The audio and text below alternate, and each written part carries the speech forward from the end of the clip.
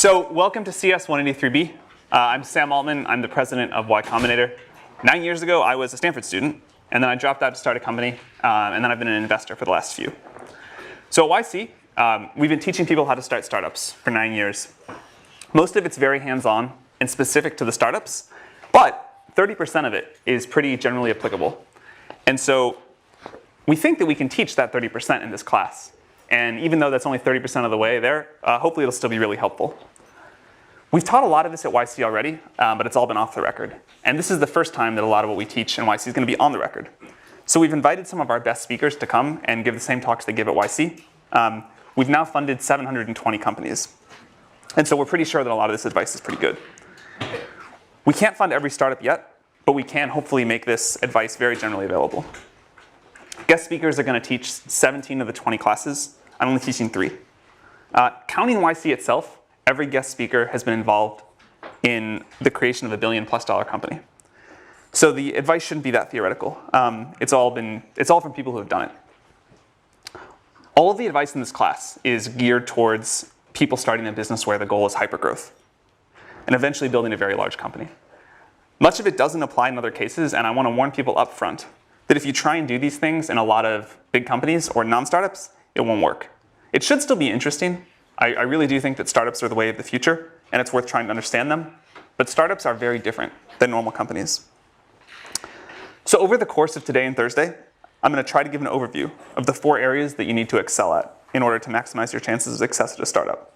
And then throughout the course, the guest speakers are going to drill into all of these in more detail. So the 4 areas. You need a great idea, a great product, a great team, and great execution. These overlap somewhat, but I'm going to have to talk about them somewhat individually to make it make sense. You may still fail. The outcome is something like idea times product times execution times team times luck, where luck is a random number between 0 and 10,000, literally that much. But if you do really well in the 4 areas you can control, you have a good chance at least some amount of success. One of the exciting things about startups is that they are surprisingly even playing field. Young and inexperienced, you can do this. Old and very experienced, you can do this too. And one of the things that I particularly like about startups is that some of the things that are bad in other work situations, like being poor and unknown, are actually huge assets when it comes to starting a startup. Before we jump in on the how, I want to talk about why you should start a startup.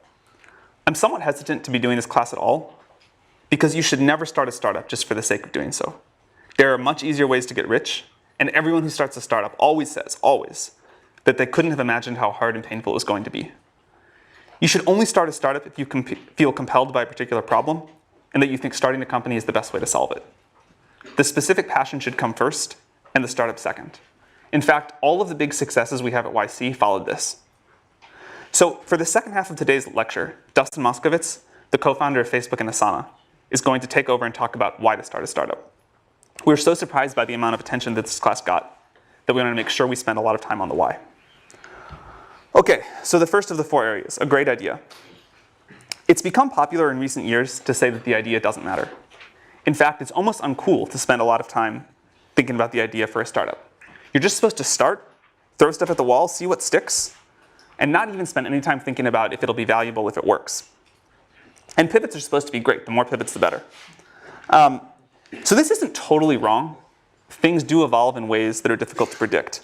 And there's a limit to how much you can figure out without actually getting a product in the hands of users. And great execution is at least 10 times more important and 100 times harder than a good idea. But the pendulum has swung way out of whack here. A bad idea is still bad, and the pivot-happy world that we're in today feels really suboptimal. Great execution towards a terrible idea will get you nowhere. There are exceptions, of course, but most great companies start with a great idea, not a pivot. If you look at successful pivots, they almost always are a pivot into something the founders themselves wanted, not a random made-up idea. Airbnb happened because Brian Chesky couldn't pay his rent, but he did have some extra space.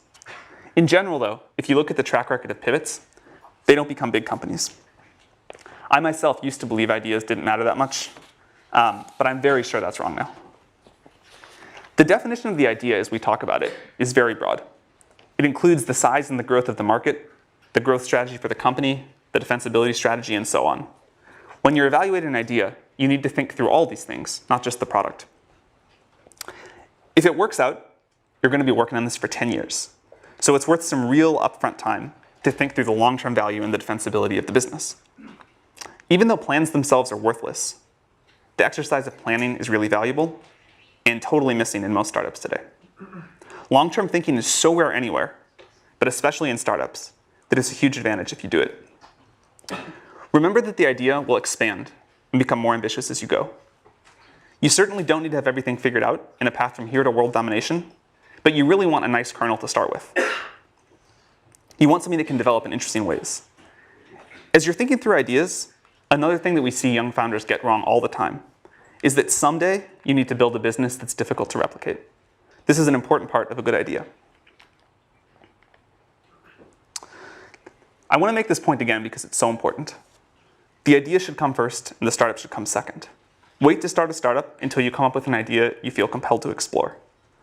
This is also the way to choose between multiple ideas. If you have several ideas that all seem pretty good, work on the one that you think about most often when you're not trying to think about work.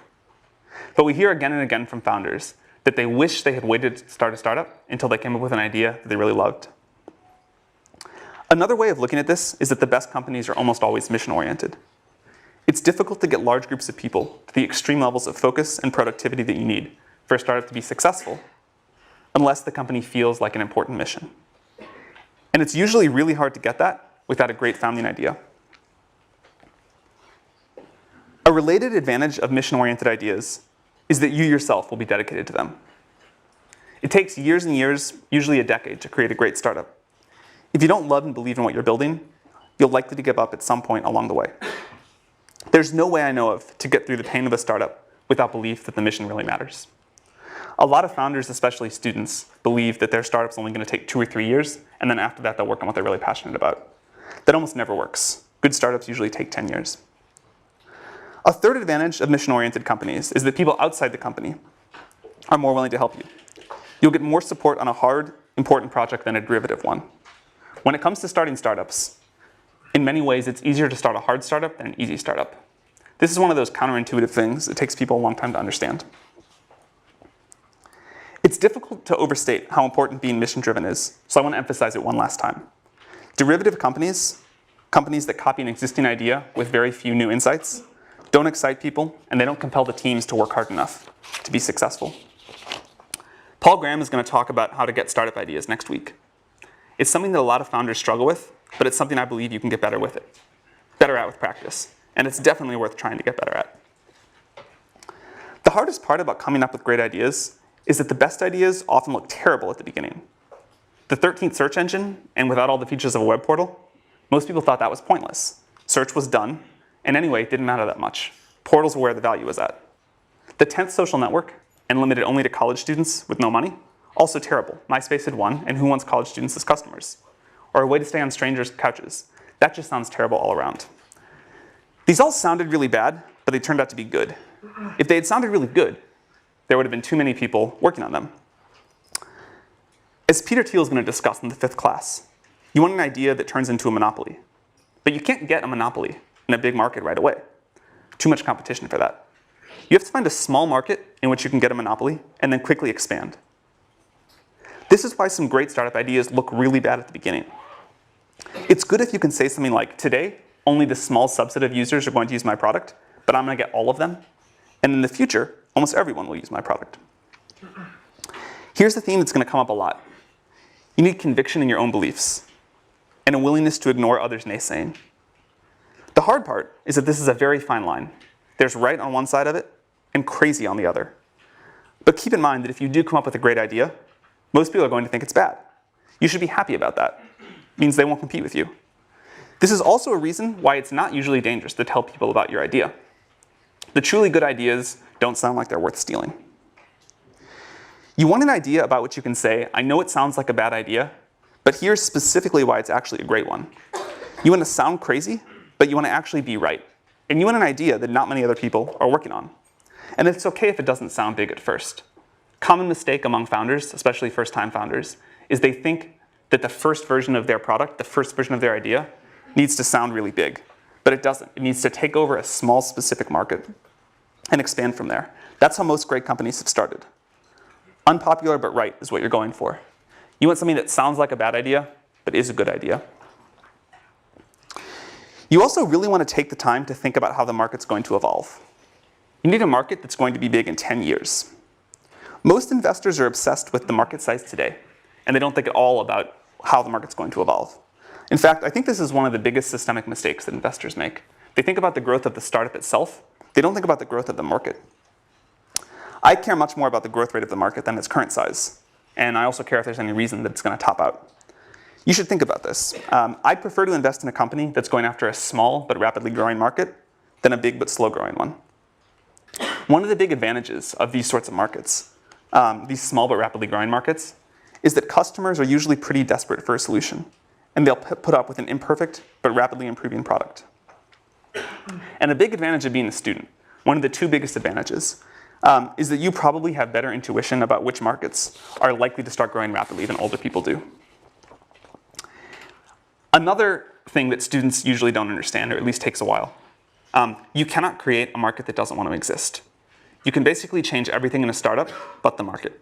So you should actually do some thinking to be sure, or at least as sure as you can be, that the market you're going after is going to grow and be there. There are a lot of different ways to talk about the right kind of market. For example, surfing someone else's wave or stepping into an up elevator or being part of a movement. But all of this is just a way of saying you want a market that's going to grow really quickly. It may seem small today, it may be small today, but you know, and other people don't, that it's going to grow really fast. So think about where this is happening in the world. You need this sort of a tailwind to make a startup successful. The exciting thing is there are probably more of these tailwinds now than ever before. As Mark Andreessen says, software's eating the world. It's just everywhere. There are like so many great ideas out there. And you just have to pick one and find one that you really care about. Another version of this that gets down to the same idea is Sequoia's famous question, why now? Why is this the perfect time for this particular idea and to start this particular company? Why couldn't it have been done 2 years ago? And why will 2 years in the future be too late? For the most successful startups we've been involved with, they've all had a great idea, great answer to this question. And if you don't, you should be at least somewhat suspicious about it. In general, it's best if you're building something that you yourself need.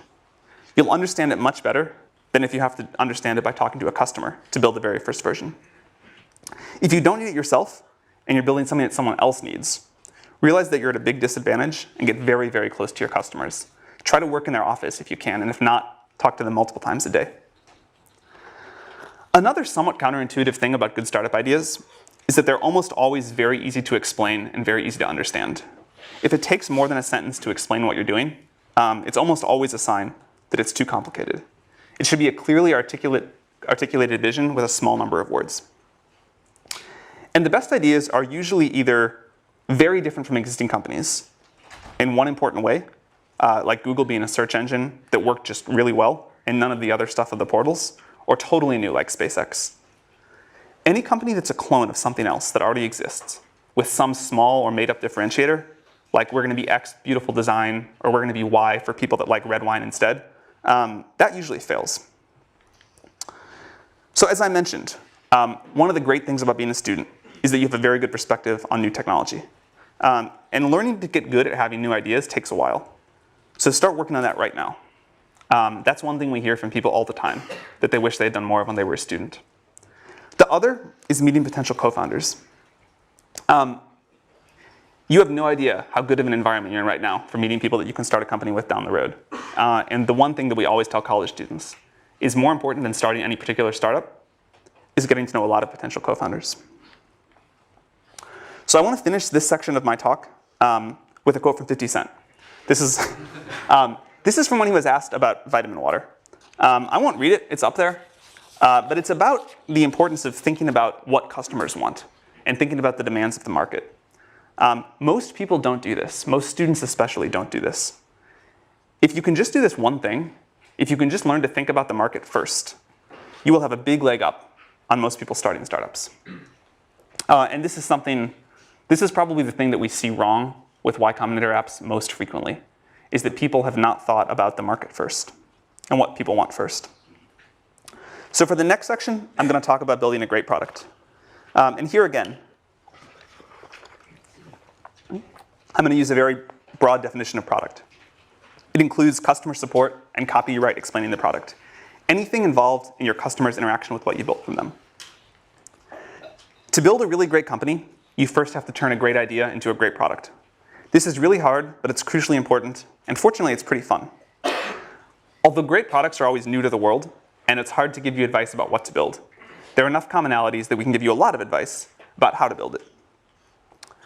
One of the most important tasks for a founder is to make sure that the company builds a great product. Until you've built a great product, almost nothing else matters. When really successful startup founders tell the story of their early days, it's almost always sitting in front of the computer working on their product or talking to their customers.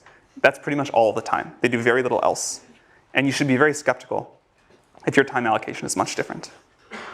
Most other problems that founders are trying to solve, raising money, getting more press, hiring, business development, etc., these are significantly easier when you have a great product. It's really important to take care of that first. Step one is to build something that users love. At YC, we tell founders to work on their product, talk to users, exercise, eat, and sleep, and very little else. All the other stuff I just mentioned, PR, conferences, recruiting advisors, doing partnerships, you should ignore all of that and just build a product and then get it as good as possible by talking to your users. Your job is to build something that users love. Very few companies that go on to be super successful get there without first doing this. A lot of good on paper startups fail because they merely make something that people like. Making something that people want, but only a medium amount, is a great way to fail and not understand why you're failing. So these are the two jobs. Something that we say at YC a lot is that it's better to build something that a small number of users love than a large number of users like. Of course, it'd be best to build something that a small number of users love, but opportunities to do that for V1 are rare, and they're usually not available to startups. So in practice, you end up choosing either the gray or the orange. You make something that a lot of users like a little bit, or something that a small number of users love a lot. And this is a very important piece of advice. Build something that a small number of users love. It's much easier to expand from something that a small number of people love to something that a lot of people love than from something that a lot of people like to a lot of people love. If you get this right, you can get a lot of other things wrong. If you don't get this right, you can get everything else right, and you'll probably still fail. So when you start in a startup, this is the only thing you need to care about until it's working. Should we explain that again? Sure. So you have a choice in a startup. The best thing of all worlds would be to build a product that a lot of people really love. In practice, you can't usually do that because a big company, if there's an opportunity like that, Google or Facebook will do it. So there's like a limit to the area under the curve of what you can build. And you can either build something that a lot of users like a little bit, or you can build something that a small number of users love a lot. And the total amount of love is the same. It's just a question of how it's distributed. And there's this law of conservation of how much happiness you can put into the world with the first product of a startup. And so startups always struggle with which of those two they should go. And they seem equal, right? Because the area under the curve is the same. But we've seen this time and again that they're not, and that it's so much easier to expand. Once you've got something that some people love, you can expand that to something that a lot of other people love. But if you only get ambivalence or sort of weak enthusiasm, and then try to expand that, you'll never get up to a lot of people loving it. So the advice is find a small group of users and make them really love what you're doing. Does that make sense? All right. One way that you know when this is working is that you'll get growth by word of mouth. If you make something people love, people will tell their friends about it. This works for consumer products and enterprise products as well. When people really love something, they tell their friends about it, and you'll see organic growth. If you find yourself talking about how it's okay that you're not growing because there's a big partnership that's going to come save you or something like that, it's almost always a sign of real trouble. Sales and marketing are really important, and we're going to have 2 classes on them later. But if you don't have some early organic growth, then your product probably isn't good enough yet. A great product is the secret to long-term growth hacking. You should get that right before you worry about anything else. It doesn't get easier to put off making a great product. If you try to build a growth machine before you have a product that some people really love, you're almost certainly going to waste your time. Breakout companies almost always have a product that's so good that it grows by word of mouth. Over the long run, great products win. Don't worry about your competitors raising a lot of money and what they may do in the future. They probably aren't very good anyway. Very few startups die from competition. Most die because they themselves fail to make something users love. They spend their time on other things. So worry about this above all else. Another piece of advice to make something that users love, start with something simple. It's much, much easier to make a great product if you have something simple. Even if your eventual plans are super complex, and hopefully they are, you can almost always start with a smaller subset of the problem than whatever you think is the smallest. And it's hard to build a great product, so you want to start with as little surface area as possible. Think about the really successful companies and what they started with. Think about products that you really love. They're generally incredibly simple to use and especially to get started using. The first version of Facebook was almost comically simple. The first version of Google was just an ugly web page with a text box and 2 buttons, but it returned the best results, and that's why users loved it. The iPhone is far simpler to use than any smartphone that ever came before it, and it was the first one that people really loved. Another reason that simple is good is because it forces you to do one thing extremely well, and you have to do that to make something that people love.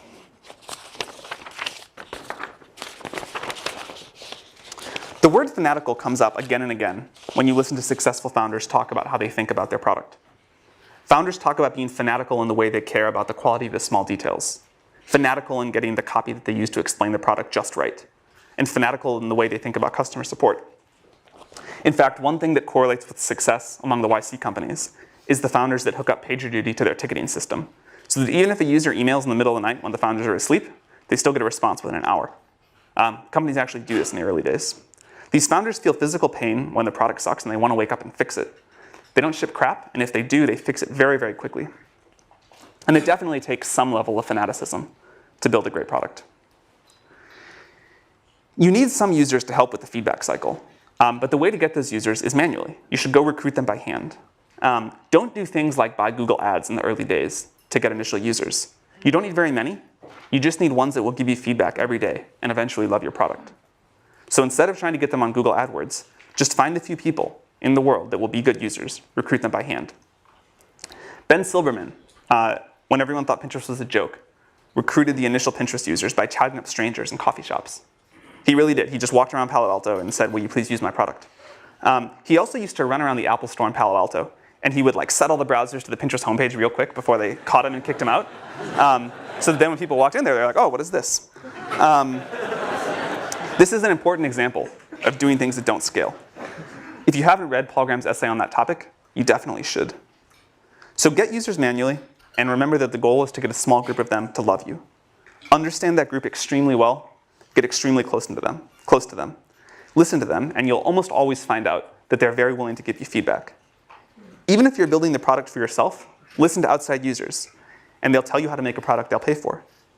Do whatever you need to make them love you, and make them love what you're doing, because they're also going to be the advocates that help you get your next users. You want to build an engine in the company that transforms feedback from users into product decisions. Then get it back in front of the users and repeat. Ask them what they like and what they don't like, and watch them use it. Ask them what they pay for. Ask them if they'd be really bummed if your company went away. Ask them what would make them recommend the product to their friends. And ask them if they've recommended it to any yet. You should make this feedback loop as tight as possible. If your product gets 10% better every week, that compounds really, really quickly. One of the great advantages of software startups is just how short you can make the feedback loop. It can be measured in hours. And the best companies usually have the tightest feedback loops. You should try to keep this going for all of your company's life, but it's really important in the early days. The good news is that all of this is doable. It's hard, it takes a lot of effort, but there's no magic. The plan is at least straightforward, and you will eventually get to a great product. Great founders don't put anyone between themselves and their users. The founders of these companies do things like sales and customer support themselves in the early days. It's critical to get this loop embedded in the culture. In fact, a specific problem that we always see with Stanford startups for some reason is that the students try and hire sales and customer support people right away. And you've got to do this yourself. It's the only way. You really need to use metrics to keep yourself honest on this. It really is true that the company will build whatever the CEO decides to measure. If you're building an internet service, ignore things like total registrations. Don't talk about them. Don't let anyone in the company talk about them. And look at growth in active users, activity levels, cohort retention, revenue, net promoter scores, these things that matter. And then be brutally honest if they aren't going in the right direction. Startups live on growth. It's the indicator of a great product. So this about wraps up the overview on building a great product. I want to emphasize again that if you don't get this right, nothing else we talk about in the class will matter. You can basically ignore everything else that we talk about until this is working well. On the positive side, this is one of the most fun parts of building a startup. So I'm going to pause here. I'll pick back up with the rest of this on Thursday. And now we're going to have Dustin talk about why you should start a startup. Thank you for coming, Dustin. Sure. But yeah, so Sam asked me to talk about why you should start a startup. There's a bunch of reasons you might have. And there's a bunch of common reasons that people have that I hear all the time for why you might start a startup. It's important to know like what reason is yours, because some of them only make sense in certain contexts. Some of them will actually like lead you astray. You may have been misled by the way that Hollywood or the press likes to romanticize entrepreneurship. So I want to try and like illuminate some of those potential fallacies so you guys can make the decision in a clear way. And then I'll talk about the reason I like best for actually starting a startup. It's very related to a lot of what Sam just talked about. But surprisingly, I don't think it's the most common reason. Usually people have one of these other reasons, or they just want to start a company for the sake of starting a company. So the four common reasons, just to enumerate them, are it's glamorous, you'll get to be the boss, you'll have flexibility, especially over your schedule, and you'll have the chance to have bigger impact and make more money than you might by joining a later stage company. So, okay, you guys are probably pretty familiar with this concept. When I wrote the Medium post, which a lot of you guys read a year ago, I felt like the story in the press was a little more unbalanced. Entrepreneurship just got romanticized quite a bit. The movie The Social Network came out, had a lot of sort of like bad aspects of what it's like to be an entrepreneur, but mainly sort of painted this picture of like there's a lot of partying and you kind of move from like one brilliant insight to another brilliant insight, and really made it seem like this like really cool thing to do. And I think the reality is just not quite so glamorous. There's an ugly side to being an entrepreneur, and also just more importantly, what you're actually spending your time on is just a lot of hard work. Sam mentioned this, but you're basically just sitting at your desk, heads down, focused, answering customer support emails, doing sales, figuring out hard engineering problems. So it's really important that you kind of like go in with eyes wide open. And then also it's really quite stressful. This has been a popular topic in the press lately. The Economist actually ran a story just last week called like Entrepreneurs Anonymous, and shows like a founder kind of like hiding under his desk and talking about like founder depression. This is like a very real thing. Like, let's be real. If you start a company, it's going to be extremely hard. Why is it so stressful? So a couple reasons. One is you've got a lot of responsibility. So people in any kind of career have fear of failure. It's kind of just like a dominant part of the psychology. But when you're an entrepreneur, you have fear of failure on behalf of yourself and all of the people who decided to follow you. So that's really stressful. In some cases, these people are depending on you for their livelihood. Even when that's not true, they've decided to devote the best of your years of their life to following you. And so you're responsible for the opportunity cost of their time. So that's a big deal. And you're always on call if something comes up. Maybe not always at 3 in the morning, but for some startups that's true. But if something important comes up, you're going to deal with it. That's kind of the end of the story. Doesn't matter if you're on vacation. Doesn't matter if it's the weekend. You've kind of always got to be on the ball and always be in a place mentally where you're prepared to deal with those things. And then a sort of special example of that or of this kind of stress is fundraising. So scene from The Social Network. This is us partying and working at the same time, and somebody's spraying champagne everywhere. So The Social Network spends a lot of time kind of painting these scenes. Mark's not in the scene. The other thing they spend all their time on is kind of like painting him out to be a huge jerk. This computer? Yeah. Oh. Okay, so this is an actual scene from. See, I'm going to move this just a little. Oh no. This will work. This will work. Okay. On the PDF as well. Yeah. Okay. Okay, cool. So this is an actual scene from Palo Alto. Spent a lot of time at this desk, just kind of heads down and focus. Mark was still kind of a jerk sometimes, but in this more like fun, lovable way, and not a like sociopathic scorn lover way. So this is him like signaling his intention to just be focused and keep working, not be social. So then there's also the scene sort of demonstrating the like brilliant insight moment. It's kind of like straight out of A Beautiful Mind. They literally stole that scene.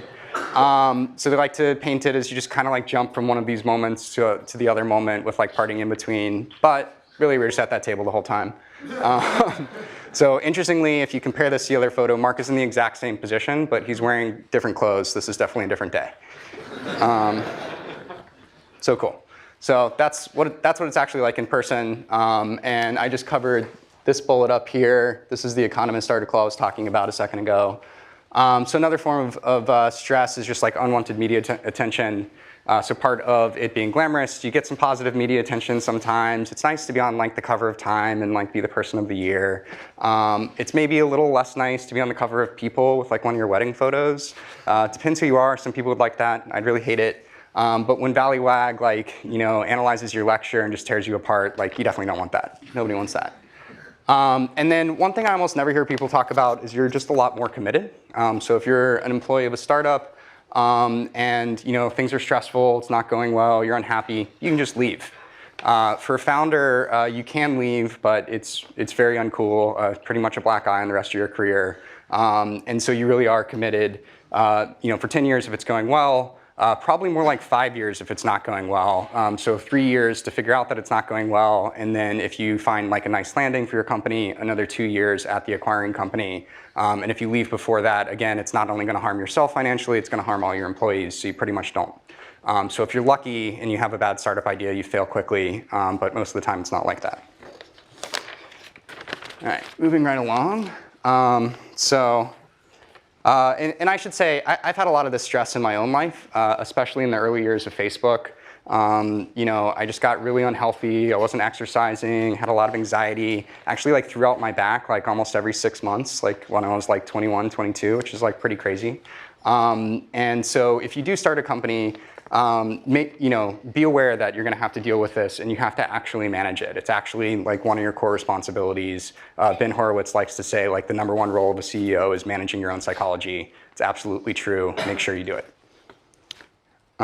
So another reason, so people, especially if they've already had a job at another company, you tend to develop this narrative of like, okay, like the people running this company are idiots. They're making all these stupid decisions. They're spending their time in these stupid ways. I'm going to start a company and I'm going to do it better. I'm going to like set all the rules. It's a pretty attractive idea. Makes a lot of sense. If you've read my Medium post, you know it's coming. I'll give you guys a second to read this quote.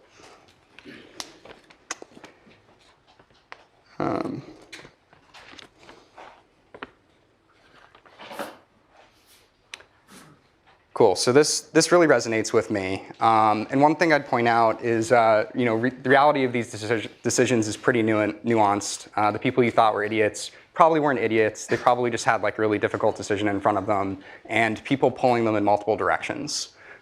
So the most common thing I have to spend my time on and focus my energy on as a CEO is like the problems that like other people are bringing to me, the other priorities that people create. And it's usually in the form of a conflict. People want to go in different directions, or like customers want different things. And like I might have my own opinion about that, but really the game I'm playing is like, who do I disappoint the least? And like just trying to like navigate all these difficult situations. And even on a day-to-day basis, I might come in on Monday and like have all these grand plans for like how I'm going to improve the company and what I'm going to spend my time on. But then if like an important employee is threatening to quit, that's what I'm spending my time on. That's my #1 priority. So a subset of you're the boss is you have flexibility. You have control over your own schedule. This is a really attractive idea. So here's the reality, another Phil Liven quote. So this really resonates with me as well. And some of the reasons for this, again, you're always on call. So maybe you don't intend to work all parts of the day, but you might not get to control which ones. You're a role model. This is super important. So if you're an employee of a company, you might have some good weeks, you might have some bad weeks, some weeks when you're low energy, maybe you want to take a couple extra days off. That's really bad if you're an entrepreneur. Like your team will really signal off what you're bringing to the table. And so if you take your foot off the gas, so will they. And you're always working anyway. So if you're really passionate about an idea, it's just going to like pull you to keep working on it. If you're working with great investors, if you're working with great partners, they're going to want to be working really hard. They're going to want you to be working really hard. And again, you're going to want to work really hard. So some companies like to tell the story about you can have your cake and eat it too. You can have like 4-day work weeks maybe. If you're Tim Ferriss, maybe you can have a 12-hour work week. It's a really attractive idea. And it does work in a particular instance, which is if you want to like actually have a small business or go after a niche market, then you're a small business entrepreneur. That makes total sense. But as soon as you get past like 2 or 3 people, you really need to step it up and be full-time committed. Cool. So this is the big one. So this is the one I hear the most, especially like candidates applying to Asana. They tell me, you know, I'd really like to work for a much smaller company or start my own because then I have a much bigger slice of the pie. I'll have much more impact on how that company does, and I'll have more equity, so I'll make more money as well. So let's examine when this might be true. So I'll explain these tables. They're a little complex, but let's focus on the left first. So this is just explaining Dropbox and Facebook. These are their current valuations. And this is how much money you might make as employee number 100 coming into these companies, especially if you're like a relatively experienced engineer, like you have like 5 years of industry experience. You're pretty likely to have an offer that's around 10 basis points. So if you joined Dropbox a couple years ago, the upside you'd have already locked in is about 10 million. There's plenty more growth from there if you believe in the company. If you joined Facebook a couple years into its existence, you made $200 million. This is a huge number. And if you, even if you joined Facebook as employee number 1,000, so you joined it in like 2009, you still made $20 million. That's a giant number. And that's how you should be benchmarking when you're thinking about what might I make as an entrepreneur. So moving over to the table on the right, these are 2 theoretical companies you might start. So Uber for pet sitting, pretty good idea. If you're really well suited to this, you might have a really good shot at building a $100 million company. And then your share of that company is pretty likely to be about 10%. This certainly fluctuates. Some founders have a lot more than this, some have a lot less. But after multiple rounds of dilution, multiple rounds of option pool creation, you're pretty likely to end up about here. If you have more than this, I'd recommend Sam's post on like the equity split between founders and employees. You probably should be giving out more. And then, so basically, if you're extremely confident about building this $100 million business, which is a big ask, it should go without saying that you should have a lot more confidence in Facebook in 2009 or Dropbox in 2014 than you might for a startup that doesn't even exist yet. Then this is worth doing. So if you have a $100 million idea and you're pretty confident you can execute it, I would consider that. If you think you're the right entrepreneur to build Uber for space travel, that's a really huge idea, $2 billion idea. You're actually going to have a pretty good return for that. You should definitely do that. This is also only the value after 4 years, and this idea probably has legs. So definitely go after that. If you're thinking of building that, you probably shouldn't even be in this class right now. You should just go and build that company. So why is this financial reward and impact? I really think that financial reward is very strongly correlated with the impact you have on the world. If you don't believe that, let's talk through some specific examples and not think about the equity at all. So why might joining a late-stage company actually provide you a lot of impact? You get this force multiplier. They have an existing massive user base. If it's Facebook, it's 1 billion users, or if it's Google, it's 1 billion users. They have existing infrastructure you get to build on. That's also increasingly true for new startups, thanks to like AWS and all these like awesome independent service providers. But you usually get some like proprietary technology and it's all maintained for you. It's a pretty great place to start. And you get to work with a team and they'll help you just leverage your idea into something great. So a couple specific examples. Brett Taylor came into Google as around employee number 1,500, and he invented Google Maps. This is a product you guys probably use every day. I used it to get here, and it's used by hundreds of millions of people all around the world. Didn't need to start a company to do that. Did happen to get a big financial reward, but the point is he had massive impact. My co-founder, Justin Rosenstein, joined Google a little later after Brett. He was a PM there, and just as a side project, he ended up prototyping Chat, which used to be a standalone app, as integrated into Gmail, like you see it in the upper right there. And before he did that, like people didn't even think you could do chat over Ajax or chat in the browser at all. And he just kind of like demonstrated it and showed it to his team, and then they made it happen. And again, this is probably a product most of you use maybe every day. And then perhaps even more impressively, shortly after that, JR left. He became employee round number 250 at Facebook. And he led a hackathon project along with people like Andrew Bosworth and Leah Pearlman to create the like button. So this is one of the most popular elements anywhere on the web, totally changes how people use it. And again, didn't need to start a company to do it, and almost certainly would have failed if he had tried, because he really needed the distribution of Facebook to make it work. So important to keep in mind the context for what kind of company you're trying to start, and like where will you actually be able to make it happen. So what's the best reason? So Sam already talked about this a little bit, but basically you can't not do it. You're super passionate about this idea. You're the right person to do it. You've got to make it happen. So how does this break down? So we're getting close to the end here. Am I doing on time? Cool. Sweet, perfect. This is sort of like a wordplay. You can't not do it in two ways. One is you're so passionate about it that you have to do it. You're going to do it anyway. And this is really important because you'll need that passion to get through all of those like hard parts of being an entrepreneur that we talked about earlier. You'll also need it to effectively recruit. Candidates can smell when you don't have passion, and there are enough entrepreneurs out there who do have passion that they may as well work for one of those. So this is sort of like table stakes for being an entrepreneur. Your subconscious can also tell when you don't have passion, and that'll be a huge problem. And then, so the other way to interpret this is the world needs you to do it. So this is sort of validation that the idea is important. It's going to make the world better, so the world needs it. If it's not something the world needs, go do something the world needs. Your time's really valuable.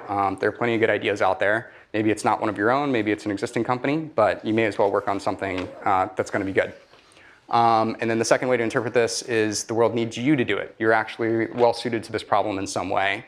If this isn't true, it may be a sign that your time is better spent somewhere else. But also, just best case scenario, if this isn't true, you outcompete the team for which it is true. And you just end up with like a suboptimal outcome for the world. That doesn't feel very good. So drawing this back to my own experience, at Asana, Justin and I were kind of like reluctant entrepreneurs before we founded Asana. So we were working at Facebook. We were already working on a great problem. And we would basically work all day long on our normal projects. And then at night, we would keep working on this internal task manager that was used internally at the company. And it was just because we were like so passionate about the idea. It was so clearly valuable that we couldn't do anything else. And at some point, we had to have the hard conversation of like, okay, well, what does it mean if we don't actually start this company? We were able to see the impact it was having on Facebook. We were pretty convinced it could be really valuable for the world. We were also pretty convinced nobody else was going to build it. The problem had been around a long time, and we just kept seeing sort of incremental solutions to it. So if we didn't go out with the one that we thought was best, we thought there'd be a lot of value left on the table. And yeah, so we just couldn't stop working on it. And literally the idea was like beating itself out of our chest, like forcing itself into the world. And I think that's the feeling you should really be looking for when you start a company. That's how you know you have the right idea. So I'll go ahead and stop there. I'll put some recommended books up here, but won't narrate them. And maybe that's the end of the class. Yeah, thank you.